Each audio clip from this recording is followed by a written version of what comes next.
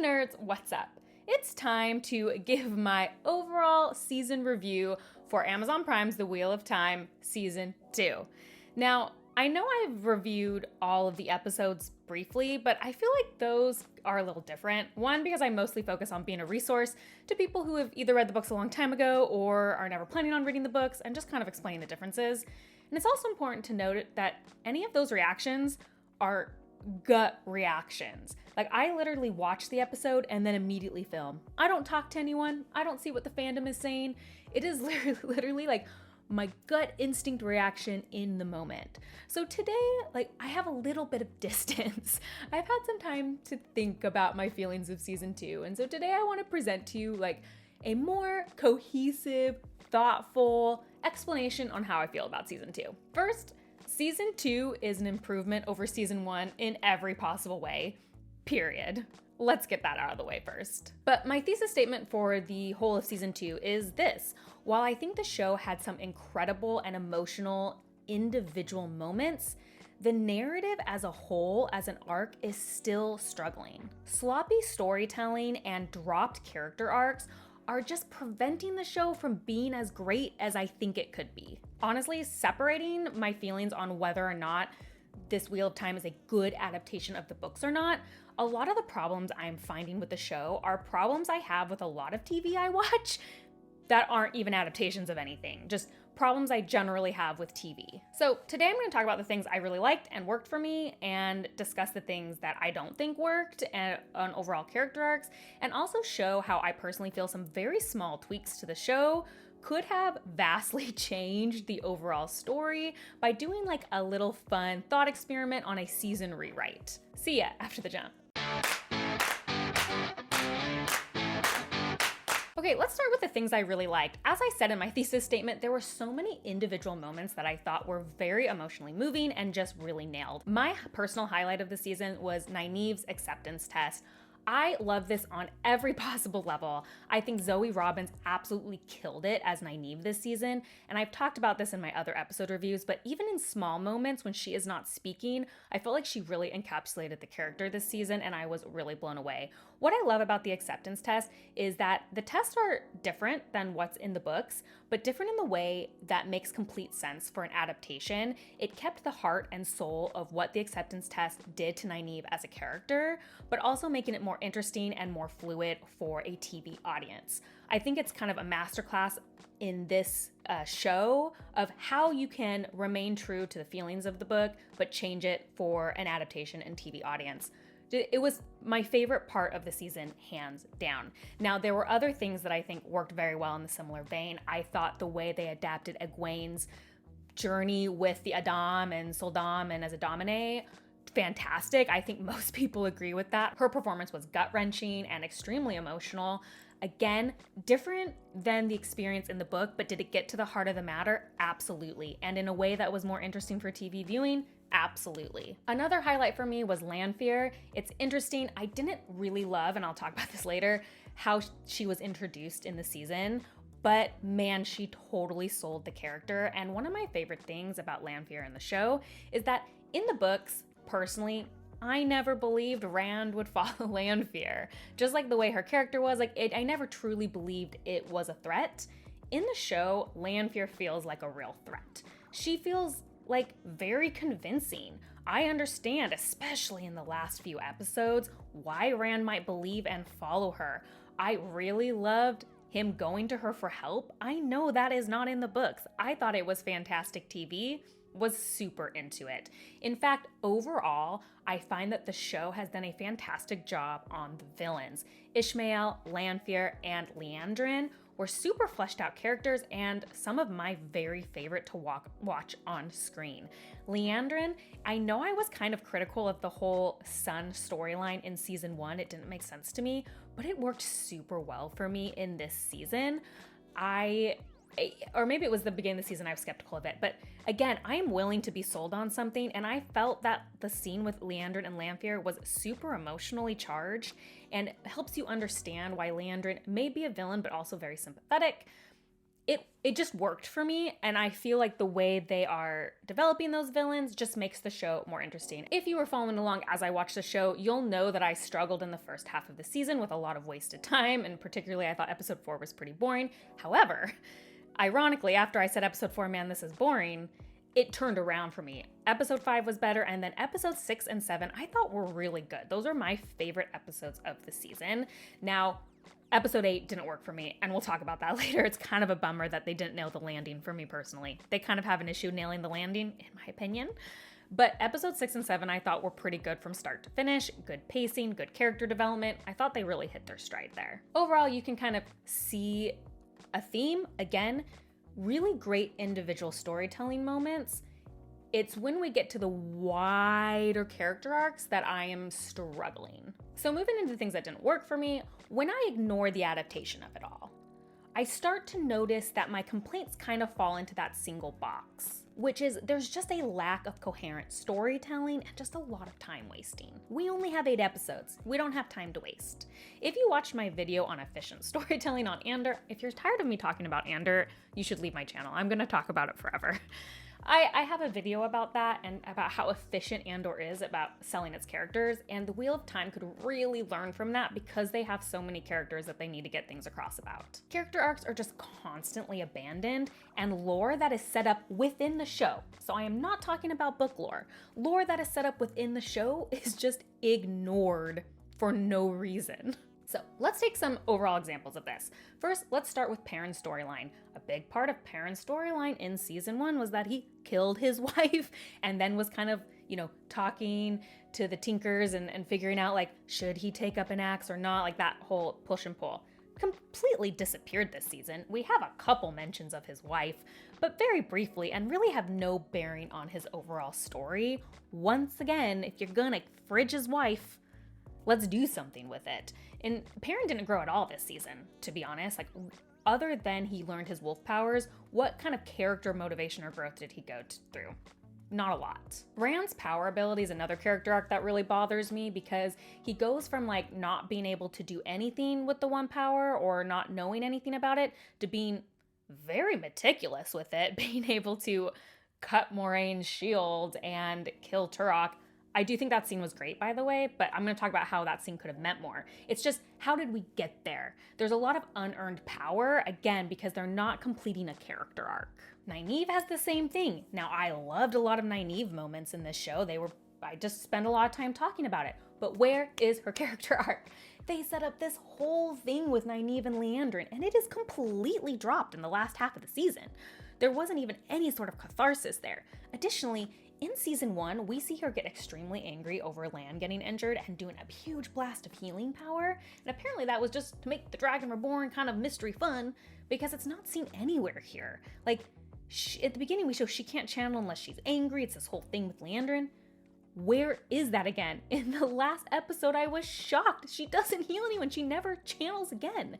If it's supposed to be some block from something, it needs to be more clear, because it just instead felt like a total fizzled character arc for me. Also, we dropped so many characters. I just mentioned that, but in the last few episodes, where did Min go? Where did Leandrin go? Where did Swan go? The last time we saw Swan, she was bleeding on the ground. No mention of her in episode 8 at all? Even like Moraine even talking about her? What about Varen? Or even the Yellow Sister, who we just never saw again. A lot of just dropped storylines.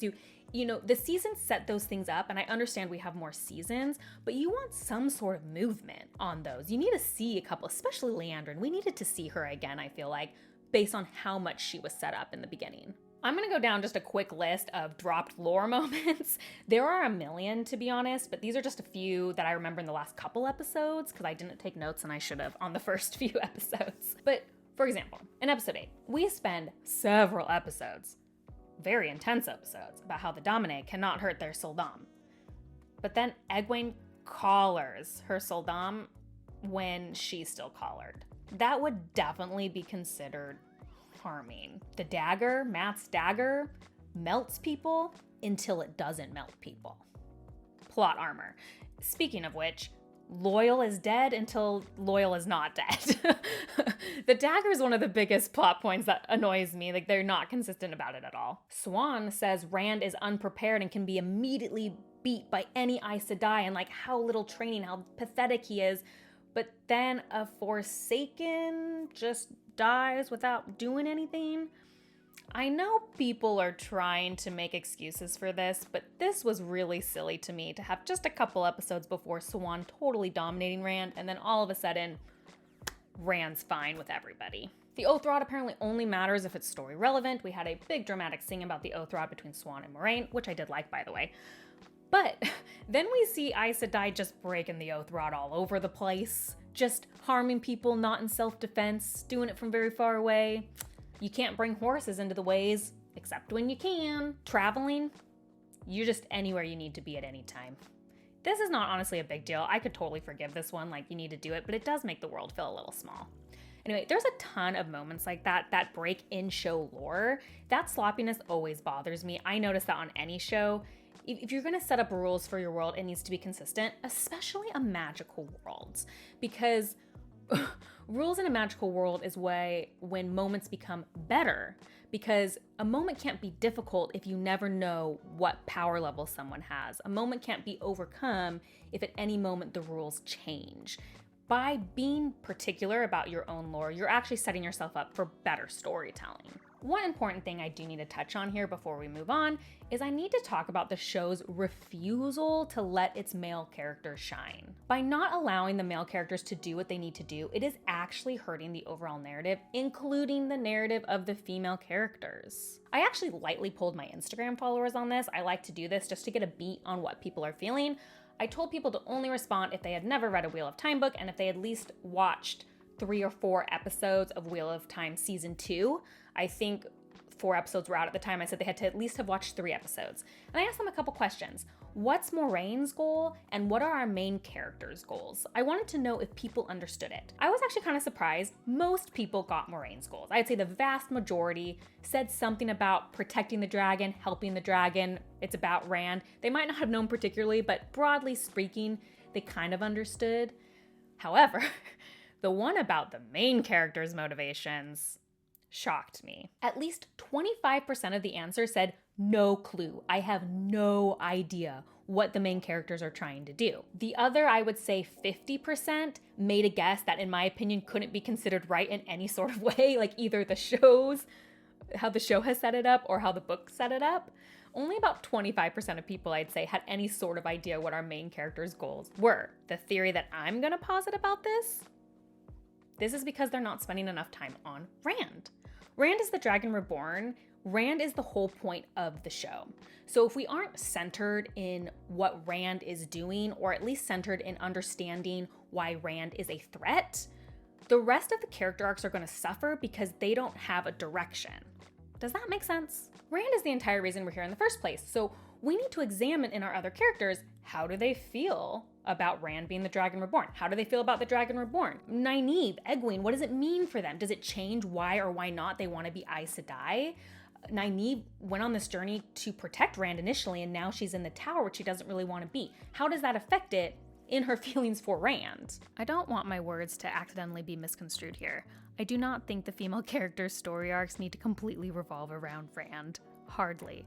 But just imagine if Rand was mentioned as often in other people's conversations as Egwene is. That's what I'm talking about. There just needs to be some sort of acknowledgement. Rand is the dragon. He's gonna break the world to save the world. What does that mean for Perrin? For Mat? This person they've known their whole lives now could be considered an enemy? They're afraid of male channelers.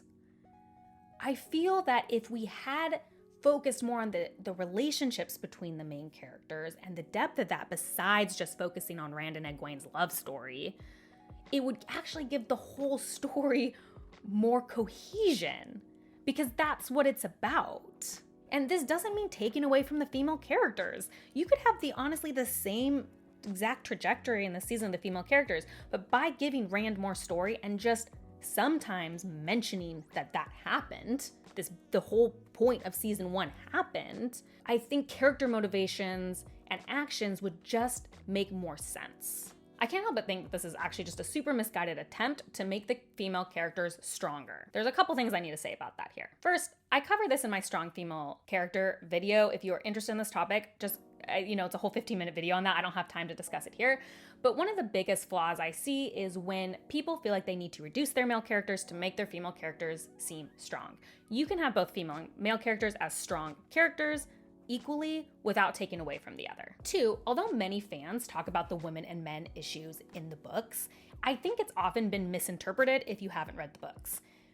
It's not because women don't contain power in the books. Women hold a ton of power in the books. I mean, the Aes Sedai are this huge, one of the most powerful forces in the Wheel of Time world. You have Elaine's mom, the Queen, who plays a significant role in book one. Well, actually in a lot of books, but we have queens, we have matriarchies in a lot of areas, and the female main characters sway a ton of the book. They are movers, movers and shakers of this world. So it's misinterpreted. When people talk about the men and women issue, they're mostly talking about how the men and women talk of each other, which sometimes can get like a little grating when you read the book. And also the romances, which in general, most fans agree just aren't great. So I feel like the overall talk of that from outside the fandom has misrepresented what really the issues were with the books. It wasn't that females didn't hold power or that they weren't strong. That's just not the case. Another thing I could have mentioned here is how Moraine takes on the classic wise old mentor trope that historically in fantasy was taken by male characters. And even cooler, it is a female mentor for a male primary hero character, which I think is a really cool subversion that is not talked about enough. And finally, number 3, Egwene being Rafe's favorite character, I think really harmed her. I have mentioned this video before, but one of my favorite videos of all time on this platform is a video discussing about how Hermione being the director's favorite character hurt both Hermione and Ron as characters. I will link that video below. It is fantastic. Please watch it because this happens a lot just in media in general. And here I think it happened a lot. I'm so confused at why everybody in the show needs to talk about Egwene. I kind of laugh at it now. It happened a lot in season 1. Like I remember Nynaeve talking about how strong Egwene was, like everyone's talking about it. Then it happened in season 2 again in the most hilarious ways. Like I actually laughed at this conversation of Atar and Loyal being like, well, no one's stronger than Egwene. You don't need to tell us. Egwene is strong on her own. Her narrative, like the whole Salam thing, like that shows her inner strength without you telling audiences. And the hard cut when Swan was like, it would be so much easier if the dragon was a woman, hard cut to Egwene. Like, it's getting silly at this point. You don't need to tell us, Rafe, why Egwene is your favorite character. We can like her anyway. And it just feels misguided. Honestly, more of the conversation should center around Rand. It just makes more sense. I've also seen a lot of comments saying that while the show is focusing on the female characters because they're a lot stronger of actors and the male characters just aren't strong enough actors to carry it off, I just don't think the show has given them an opportunity to show what they can do. If you don't have much character to show, how is it going to really stretch your acting abilities? Maybe it's true, but I don't think we've seen enough yet to guarantee that. Okay, now we're going to the rewrite.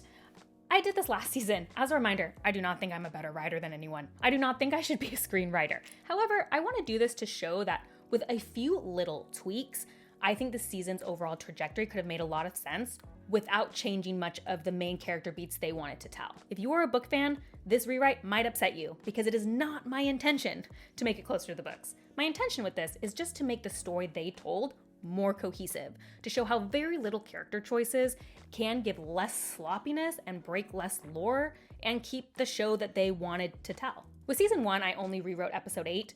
I have a few things I want to rewrite in the rest of the season, so we're going to do a quick season episodes 1 through 7 breakdown, and then I'll go into how I think they could have tweaked episode 8. So let's start with talking about episodes 1 through 7 broadly. First, let's start with Perrin's arc. I just want to throw away line about how Loyal is healed. Look, it's such a jump choice. They shouldn't have made Loyal stabbed with the dagger. I totally understand why they need to retcon it, but just a sentence talking about the Aes Sedai healing him is all you need. Speaking of retcon, I am so skeptical when I read an article recently that Rafe said they needed to rewrite the whole of season 2 when Barney Harris left because now everyone had to be separate because of the way Barney left. But why? The last we see Matt, he just wandered anywhere. Why did he have to be in the tower? Honestly, I call BS. Personally, I'd move Matt to be with Perrin. Simple. At the end of episode 1 or 2, you have Matt show up half dead. The Aes Sedai found him wandering. They realized Moraine thought she healed him, but he's still tied to the dagger. Pat and Fane took the horn, he took the dagger. Matt has to go with you. You guys are finding the horn. Gotta hope you find the dagger too, and it can help in the healing. Look, we know that they send letters, so someone could find them. It's established in the show that they're not difficult to find. Putting Matt with Perrin does several things. One, it shortens how many cuts we need to make and how many storylines we need to focus on. The show wasn't allowed to develop multiple characters at once, and this would help with that. Additionally, I think it would actually streamline Matt's dark or not storyline, have him struggle with that, have him make things hard for the group, but maybe sometimes he's trying to be better, the dagger is still tainting him, whatever. Also, Ishmael can still visit Matt in his dreams and manipulate him there, and it would still work mostly. Perrin can also learn his wolf stuff a little more, and I'd love to just mention his push and pull with violence that was established in season 1. Again, if we're gonna have you fridge your wife, you best keep it as a plot point. And I'm sorry to say it. I'm so sorry, fans. Aviendha shouldn't be in this season. Aviendha did nothing. Really think about what she did this season. She moved forward nothing. We really just introduced her, and it was just a way to take away from Perrin's storyline. Aviendha isn't introduced to book 3 anyway. We're not missing out, I think, not introducing her in season 2. I would have moved Aviendha to season 3 when she actually has something to do. Let's talk about the gals, who is going to be my way of saying Nynaeve, Egwene, and Elaine. Honestly, I'd keep this mostly the same. I think the show did a pretty good job with these storylines. I want them to lean a little harder into the healing storyline with Nynaeve and Liandrin, though. I really liked the scene where she showed Nynaeve how Aes Sedai can help heal pain. That's something that's important to Nynaeve. And that way, when she meets the Yellow Sister later, maybe we see a push and pull of like Liandrin's way isn't the only way. She's gonna do it that way, she's gonna do it the yellow way. And then maybe her drama with Egwene could be more centered about how Egwene trusts and wants to be Aes Sedai and Nynaeve doesn't. It's sort of there, but I don't think it was super clear. Then Nynaeve's story could come full circle in episode 8, but we'll get there when we talk about episode 8. Otherwise, Egwene and Elaine's story seem pretty solid to me overall. Next, let's talk about Rand, Lan, and Moraine together. Very first off, we are completely nuking the Lan Order storyline. I literally do not know a single person who likes this storyline. I have talked to book readers who love the show, book readers who hate the show, non-book readers who love the show, and non-book readers who think the show is boring or whatever. I literally have not heard a single person liked the Warder storyline. I'm sure there are people out there, but in my opinion, the vast majority thought this storyline was a waste of time, boring, and forwarded nothing. So we're nuking it. I personally find the drama between Moraine and Swan to be way more interesting if they want a drama to explore. Those actresses have so much chemistry. So my idea for bringing more emotional drama to the show is to shift it from Moraine Lan to instead Moraine Swan. They should move that fantastic scene from episode 7 up to maybe episode 2. Last season, we established that they were in a loving relationship, and this is where we could see the cracks. Perhaps Swan is mad she let Rand walk away. Moraine hides that she thinks she's stilled. Then perhaps mid-season, Swan finds out Moraine is so-called stilled, and then they fight over that fact. Like, you can't even do what we've been planning. You can't help the dragon. How we gave up our whole life for this. Maybe we find out about how Swan came to be the Amyrlin, if it was really more Moraine who was committed to the fight. Developing that relationship and then building up to what happened in episode 7, I think would be way more interesting and satisfying, because as it stands, as much as I love episode 7, it did come a little bit out of nowhere.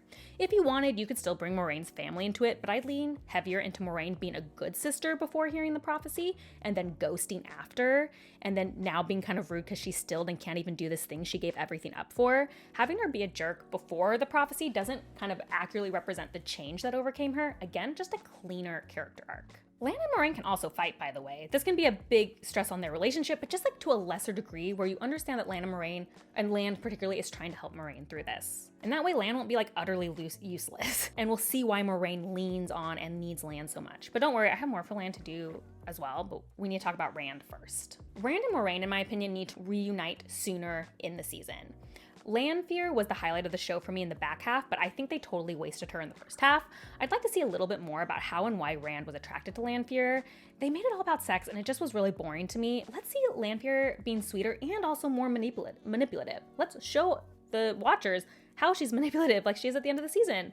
Give us a reason why they're together in the beginning. I also actually think we should keep Logain. I really liked that. It's a great idea. But let's have Rand get to him a little sooner, and let's see Logain actually training Rand. I don't care if it doesn't make sense book-wise. Let Rand earn what he does later in the season with the power. You know, maybe Logain and Rand have a contentious relationship. Logain is like, men should be powerful and just embrace that you're the dragon, and Rand is confused and doesn't know if he wants to. And maybe he doesn't want to, this is spitballing, maybe he doesn't want to embrace the dragon because he really likes and loves Lanfear, and so he thinks like, well, she'll never accept me. And Lanfear kind of plays it up, but behind the scenes, we see how she's kind of actually manipulating him to embrace his dragon power. Mostly this A helps us see how Rand got stronger in the power because we'll actually see him train. And B, it would give Rand an expanded storyline and actually get to see him internally struggle with the idea and maybe anger at being manipulated. Maybe it'll be like, Logain manipulated me, Lanfear manipulated me, Moraine manipulated me, and you're like starting to see his anger about not wanting to be manipulated, would just be way more interesting in my opinion. Okay, so then Moraine finds Rand and stabs Lanfear, and then Moraine can also try to manipulate Rand, like I just said. And then if he's with them for longer and Lan is there, then we can also see Lan maybe train Rand a bit, and maybe Rand trusts Lan because he's like the only one who doesn't feel like he's trying to manipulate him, and that would kind of grow that relationship, which I think could be kind of sweet. And again, it would also allow for way more development of Lan, Moraine, and Rand because they're not split up. You don't have to split your time so much. Importantly, I'd like a larger focus on Rand being dangerous. He is scary, he is dangerous, he is powerful, he maybe is a loose cannon. What are we going to do about it? Okay, Min. Unfortunately, yes, this leaves out Min. I don't really have anything for Min to do, and neither did the show, in my defense. I would personally take out Min working for Dark Friend's storyline. I don't think it works in the show. I think Min could either be with the gals. It might bloat that story a little bit. She could also maybe be with Perrin and Matt. Maybe she travels with Matt. They could keep that kind of pairing. And she saw a vision, and that's why she wants to stay with Matt to make sure, like, try to help it, try to make it not come true. That could be interesting. Finally, we arrive at episode 8. Mostly I want to talk about the end of episode 8 because I thought the first half of episode 8 was fine. Like I said, you know, with Lanfear and Rand, I actually quite enjoyed. I still think we can keep the whole Lanfear drops Lan and Moraine and takes Rand and has that scene. I liked that scene. It's near the end where I think we could clean things up. The first thing I do is I would tweak Egwene's escape just a little bit. Them being double collared just makes no sense. So to make Elaine and Nynaeve's storyline less worthless, but to still have Egwene mostly help herself, what I do is have Nynaeve with her captured Soldam force her captive to begin channeling to remove Egwene's collar. Like, oh, you're the only one who knows how to remove the collars, and she's forcing her through that bond. So they sneak up to the tower and they see Egwene and they're covertly taking off her collar. Then the giant cannons blast everybody, but right as Egwene's collar is finally channeled and broken. So Nynaeve and Elaine get blasted away, so Egwene is on her own, but she realizes she's collarless, and as her Soldam, Rhenna, recovers and notices what happens, bam, Egwene forces the collar on Rhenna. Then we can have the exact same scene. This fixes a few things. One, the fact that a collared Egwene would never be able to hurt her Soldam, and the fact that a double collar makes no sense anyway. And two, it would make it so Elaine and Nynaeve's entire storyline wasn't a waste. I'd also love to see the Yellow Sister here, even if it was like dead or something, just like to show what happened to her. That way Elaine still gets injured and Nynaeve can't heal it. She's not mad enough, she can't channel it. So she does use her normal wisdom healing though. Doesn't just like leave Elaine to the dust. And as many of you said, breaks off the fletchy or whatever it's called, because you would never push it through with that on. Meanwhile, Moraine and Lan arrive at the city because it makes no sense for her to channel from that far away. Maybe Moraine and Lan find Perrin and Matt, and they get the horn, and they say Rand is alive and looking for Egwene, but Rand needs their help, yada yada yada, and then Perrin and Matt will be like, oh my gosh, he's alive, and we need to help him. And Matt says he'll bring the horn to Rand, but they're stuck between the White Cloaks and the Sanchin, and a big battle ensues, and then we get to see everyone being awesome and fighting. Like, we get to see Lan fight, Moraine fight, because she's, you know, not shielded anymore. But then it's looking really, really bad, and the fight's going up to where Rand is, and Rand will be in trouble, and they need to protect him, and Moraine's like, he needs to do what he needs to do. So Rand then can find Egwene at the top of the tower. Ishii comes, he blasts Egwene away. Now it's just Rand and Ishii talking, but then Rand is shielded, and Moraine realizes, oh no, they've got to help Rand. As far as making Matt's blowing the horn moment more epic, I just love to have seen it be just way more desperate and it be about his friends about to die. So make it more dramatic. Maybe he has to choose somehow between helping his friends and following the dagger, and the dagger's the pull towards the dark, but he instead chooses to blow the horn, and as everyone's about to die, the heroes show up and just wreck everybody. I think that would just be a little bit more dramatic, just a slight tweak. And let's say the horn heals the dagger issue, because the show doesn't know what to do with the dagger taint. So let's say the horn heals it. Who cares? It's not like the book anyway, so let's just wrap that up. I'd also love to see some conflict with Perrin here. I don't think he should have killed Bornhald, and not just because that's how it is in the book. I think he should hesitate even as much as he loves Hopper, because maybe he gets a flashback to killing his wife. then someone else kills Bornhold, but it looks like Perrin did, and then bam, we still get the correct conflict storyline with his son. Moiraine works on taking down the shield much closer, which makes more sense. Nynaeve runs up and sees Rand dying, and now she's pissed because Rand is her boy. He's one of her charges, and then she unleashes some healing, which would make way more sense than Elaine healing Rand. Then, instead of a super anticlimactic fight, Ishii and Rand actually duel, and it's an intense duel. I don't care if it's with swords or the one power or both, and I understand that in the book, trying to make it adapted to screen of Rand and Ishii kind of being shown in the sky, I think it could look cheesy, so I understand why they didn't do that. But I'd love if instead, maybe it's like the power is so intense between them that like the one power is doing after images in the sky. So it's like, you know, a dragon is fighting whatever Ishii's sign would be, and that's what's happening in the sky and everyone can see it, and it's like representative of the battle that's happening on the tower. This makes sense in my head. Hopefully it makes sense to you. And then Rand beats Ishii and everyone sees it, and maybe it could actually be like an Easter egg that you just see Avienda. It's like a post-credit scene watching in the sky from far away, and then she says, you know, Kakakaran? I never know how to say that word. And that would be like a book reader theme, but like she doesn't need to be introduced. And everyone sees it, and he did it, and Moiraine makes some comment about the dragon reborn. And then you have the same post-credit scene with Lanfear and Mohidan and close. Okay, I'm sure some of that was kind of dumb and wouldn't work because I'm not a writer, but my point being is by making those tweaks, everybody gets a moment in the finale, not just Egwene. Everyone gets a moment. Rand gets his fighting moment, Nynaeve gets her healing moment, Egwene gets her escape moment. Everyone has a Perrin gets a moment maybe where he overcomes a wife thing. Maybe we could tweak that. Matt gets his horn moment in a better way. I think it would just be more consistent. Also, Leandrin should have showed up in either episode 7 or episode 8. I forgot to mention that. You guys tell me how she shows up, but she needed to show up. Okay, real quickly. What I think I said so far has been very fair, in my opinion.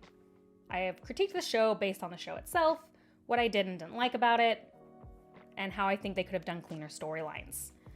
Now I get to be petty. So if you don't want me to be petty, click off now. I totally understand. You got the bulk of my stuff.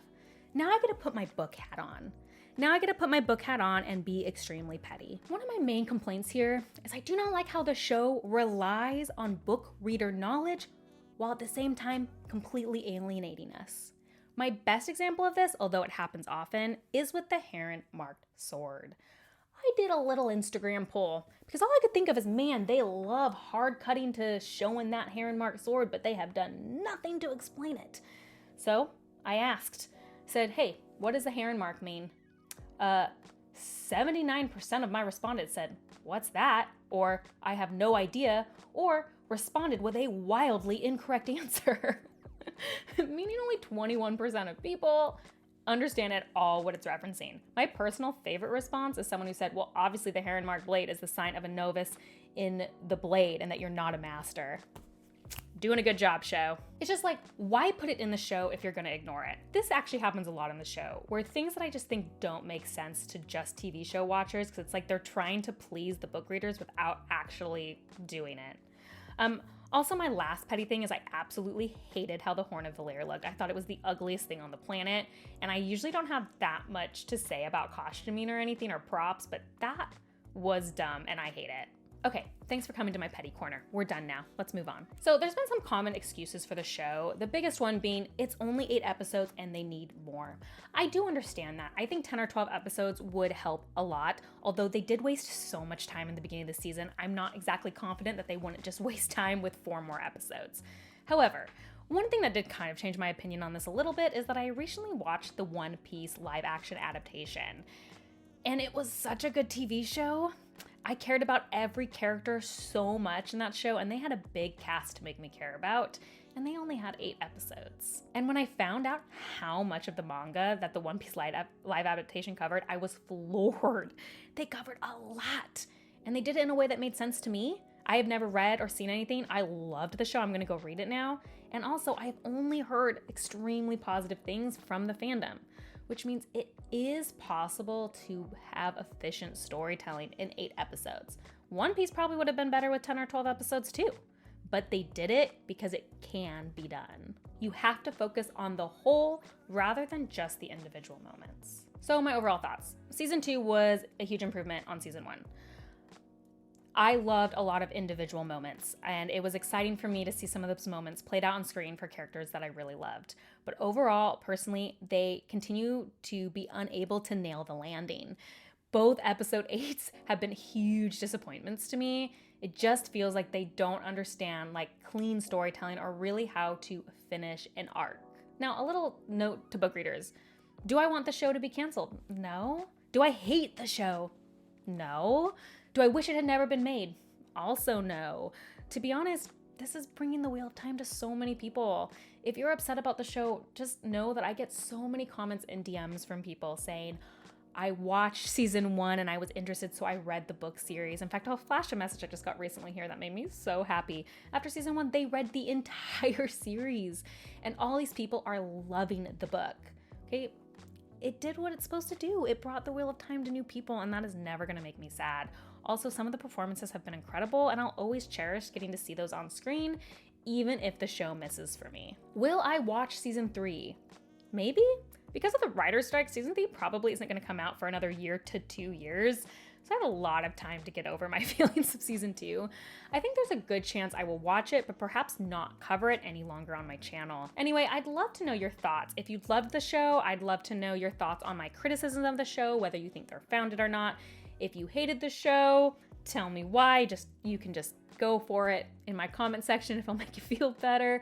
Tell me if you're planning on watching season 3 or not. Just tell me all of your feelings and thoughts below. As always, if you like this kind of content, please like and subscribe. That is the best way to support me. And if you want to see what I'm currently reading, as well as other nerdy rants or instant reactions to things, you can check me out on Instagram at bookborn.reviews. I'll see you next time. Bye.